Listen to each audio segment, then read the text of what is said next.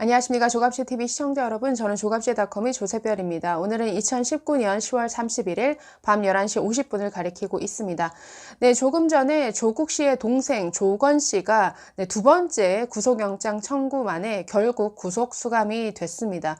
지난 10월 9일이죠. 첫 구속영장이 명재권 판사에 의해서 굉장히 참 납득할 수 없는 이유로 기각이 됐는데, 기각된 이후에 22일 만에 결국 구속 수감이 됐습니다. 자, 오늘 구속영장 실질 심사를 담당했던 서울중앙지법의 신종열 부장판사는 이렇게 사유를 설명했습니다. 종전의 구속영장 청구 전후의 수사 진행 경과, 또 추가된 범죄 혐의 및 구속 사유 관련 자료 등을 종합하면 피의자에 대한 구속의 필요성과 상당성을 인정할 수 있다라고 하면서 영장을 발부했습니다. 네, 조 씨는 이날 영장 심사 때 목 보호대를 하고 휠체어를 탄 채로 법원에 출석을 했습니다. 네, 그리고 6시간 정도의 영장 심사가 끝난 이후에 나오는 과정에서 이제 기자들이 질문을 하자 굉장히 몸이 안 좋다라는 것을 굉장히 많이 어필을 했었습니다. 또 영장 심사 과정에서도 건강 상태가 좋지 않다라는 것을 많이 항변했다라고 알려지고 있습니다. 이 조 씨 측의 변호인은 동아일보와의 통화에서 이렇게 얘기를 했다고 하네요. 인대가 뼈처럼 딱딱해져서 신경을 누르는 후종인대 골화증으로 상태가 악화될 경우 수술이 필요하다는 진단서를 제출했다라고 말을 했습니다. 글쎄요, 뭐 상태가 악화될 경우니까 아직은 악화된 건 아닌가 봅니다.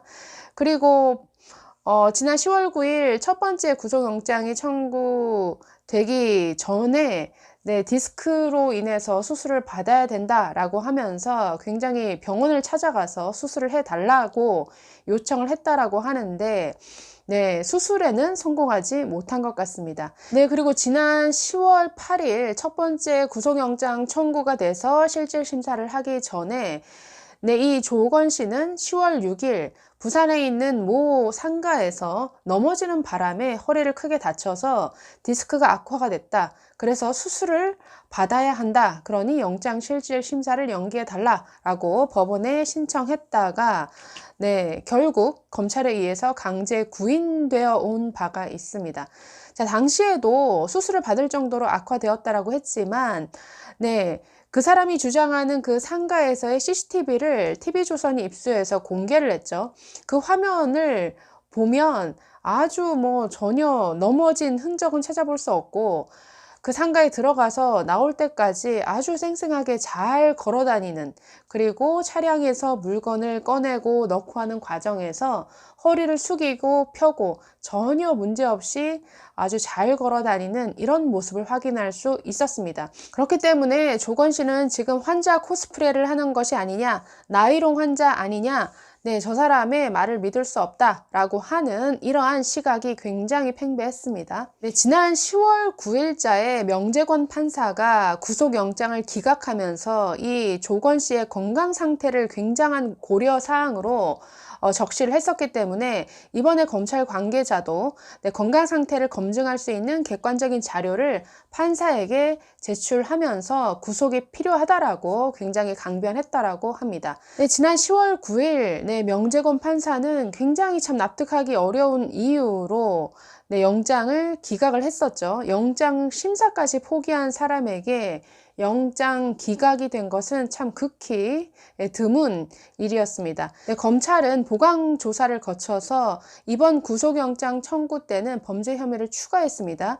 1차 때의 범죄 혐의, 허위소송, 배임수재, 배임, 증거인멸, 교사 등의 혐의 외에 웅동학원 채권과 관련해서 강제집행 면탈, 그리고 범인 도피 혐의를 더 추가를 했습니다. 자, 이 조건 씨는 1996년 웅동학원 공사 과정에서 발생한 100억 원대의 채권을 한국자산관리공사에게 주지 않기 위해서 이혼한 전처 등의 명의로 빼돌린 혐의를 받고 있죠. 이 외에도 검찰은 위장 이혼이다라고 볼 만한 이러한 여러 가지 정황도 다수 포착한 것으로 알려져 있습니다. 거의 이혼한 전처 명의의 아파트에 뭐 거의 같이 동거하다시피 했고, 또 전처 아파트에 조 씨의 차가 이 남편 차량으로 등록되어 있는 점 등 뭐 여러 가지 혐의가 포착된 것 같습니다. 이런 위장 이혼도 결국은 채무를 면탈받기 위한 목적으로 이루어진 것이니까 모두 다 연결되는 이러한 내용들이죠.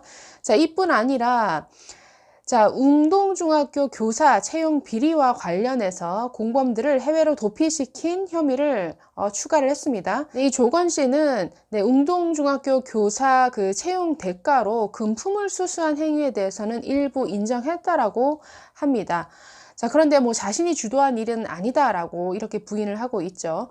그리고 채용 지원자 2명에게서 총 2억 1천만 원을 받았는데 이 2억 1천만 원을 전달한 공범 2명은 이미 구속이 되었죠. 그래서 이번에 검찰은 뭘 더 보강했냐면 이 조 씨가 공범들에게 도피 자금까지 주면서 해외에 나가 있어라 라고 이러한 지시한 사실을 확보를 해서 범인 도피 교사 혐의를 추가시켰습니다. 네, 그래서 이 정경심 교수에 이어서 조건 씨까지 이렇게 구속이 돼서 지금 웅동학원과 관련된 조사는 조금 이렇게 속도가 붙지 않을까 싶습니다. 자, 그럼에도 불구하고 지금 여전히 이 법원의 이 조국 사태와 관련한 뭐 계좌 또는 휴대폰 압수수색 영장 너무나 많이 기각시키고 있습니다. 지금 며칠 전에도 조국 씨가 정경심 교수가 WFM 주식을 매입할 당시에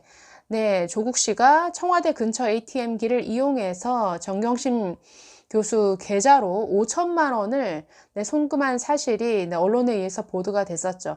그런 여러 가지 사모펀드 의혹과 관련해서 이 조국 전 장관이 얼마나 연루가 되어 있느냐라는 부분을 조사를 하기 위해서는 관련 계좌에 대한 압수수색 필수적입니다. 그럼에도 불구하고 지금 이 건과 관련해서 계속 영장을 기각하고 있습니다.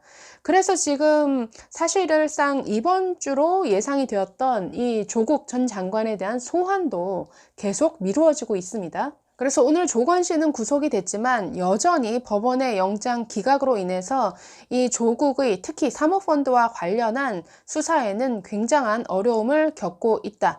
법원의 영장 기각이 사모펀드 수사 진척을 굉장히 지연시키고 있다라는 사실을 알려드립니다. 네, 감사합니다.